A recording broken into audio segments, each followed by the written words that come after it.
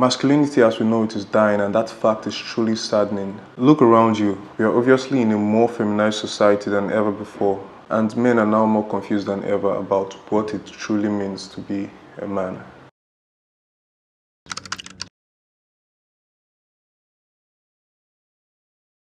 You must have noticed that the art of manliness is being demonized and labeled toxic by our very own society as they try to make men more like women.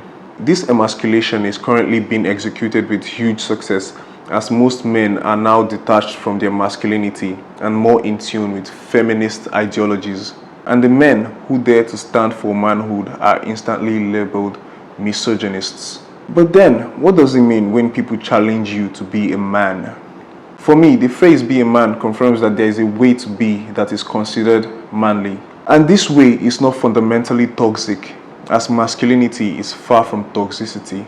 In fact, the toxic traits perpetrated by men, like rape and other social vices, is more as a result of men not being masculine enough, as opposed to the widespread belief that they are products of masculinity.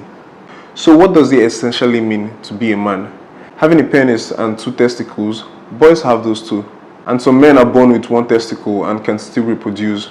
There are people who argue that masculinity is a social construct and void of any true meaning. But it can be traced back to our primitive days, before all the complexities of our current social environment. In those times, men and women existed in small tribes. Our physical anatomies had sorted us into biological groups of male and females in these tribes. All the men in these tribes had the responsibility to participate in the provision and protection of the tribe, its women and youngsters. This is where the virtues of masculinity, strength, courage and mastery were forged. The masculinity of a man on the basic level is considered to be how he is perceived in relationship to other male members of the male group. A man's masculinity has to do with his ability to succeed with other men and within groups of men. This is why men struggle to prove their worth to each other and hate to be perceived as weak by the group. In his book, The Way of Men, Jack Donovan mentioned that masculinity has to do with being good at being a man with a small group of men working together to survive. Basically, masculine energy is synonymous to the energy of a warrior, and conflict triggers this energy.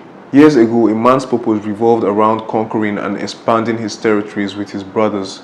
But in these times, men are deprived of the increased dopamine and testosterone levels associated with the thrills of conflicts, as they are taught to abandon their primal natures in a civil society. Our current society doesn't have the need for all men to be warriors as it used to, when all men had to literally participate in the protection of the tribe from invasion by other groups.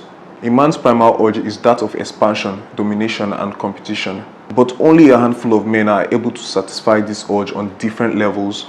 An example of those men include those drafted into the military, athletes in sports, men in politics and scholars in intellectual pursuits. These men basically engage in organized warfare, which is meant to simulate conflict and competition. It is no surprise why men who engage in escapism tend to navigate towards playing video games, watching sports and pornography. We are now seeing more than ever an increase in anxiety and depression in men, as most of us are not living up to our true life's purpose. Hence, engaged in hyperstimulation to induce dopamine rush as a result of lack of avenue to conquer. These days, men spend more of their time complaining about everything, avoiding hard work and playing the blame game, instead of being proactive in pursuit of the solutions to their problems. In essence, men are becoming weaker than ever.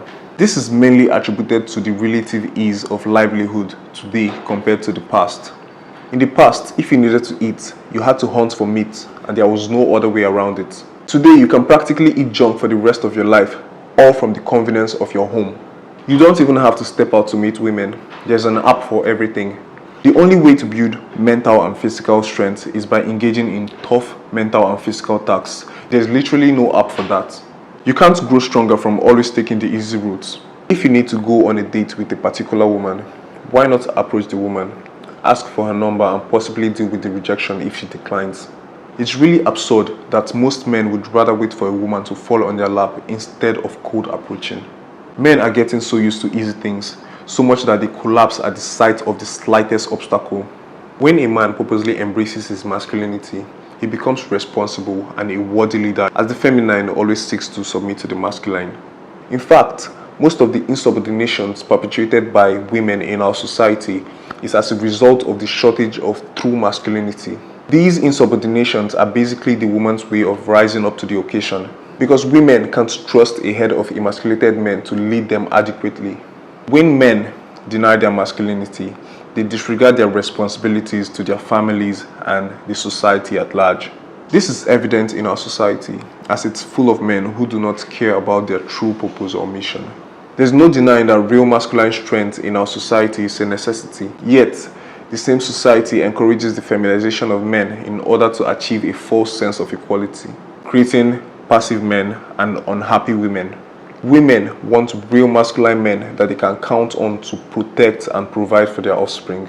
Men that can lead and men that are respected by their peers. In my short years, I have not met a single woman who finds a passive man attractive. No woman finds attraction in a man who depends on her to be his leader. Every woman wants a strong, responsible man, and this can also be traced to time immemorial. As a man watching this video, it's my utmost advice that you get your juice back and reclaim your masculinity.